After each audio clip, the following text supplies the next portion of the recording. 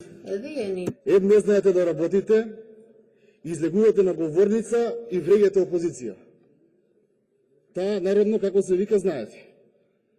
Второ, кога зборувате за како се решаваат кризи, ова не е прва криза во Република Македонија. Кога споредувате една со друга влада, треба да ги споредите во време на криза. Погледнете ги бројките од ребалансите и од буџетите од европската должничка криза и од светската криза и ќе видите каде сте вие, каде биле претходните. И колку пати да зборувате овдека на оваа говорици да повторувате, од бројките бегање нема. Понатаму, мерките за тоа ќе станувам на реплика на секој колега. Позајмивте пари, не помогнавте на граѓаните. Значи позајмивте. Немам 3 минути, јас се извинувам. Ова е 1 минута. Една. Уште 2.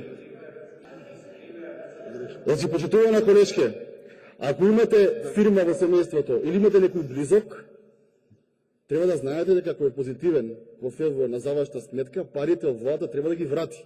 Значи, владата не помогна, туку позајми. И тоа не е ништо страшно да го кажете. Луѓе мислат дека не треба да ги враќаат парите. Значи, вие колку да сакате да кажувате на оваа говорица, дека блескаме, дека сме на прав пат, дека не знам што, граѓаните тие пари мора да ги вратат.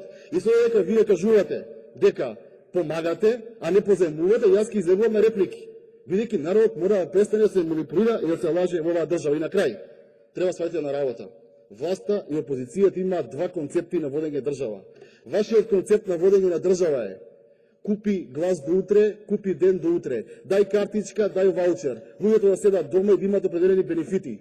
Нашиот концепт на водење држава е капитални инвестиции во криза, зголемени капитални инвестиции во криза, отворање на нови работни места и граѓаните таа потоа си ја заработат и да им биде известно и во следниот период.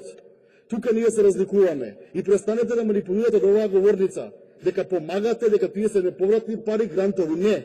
Се што државата помогна мора да се врати назад.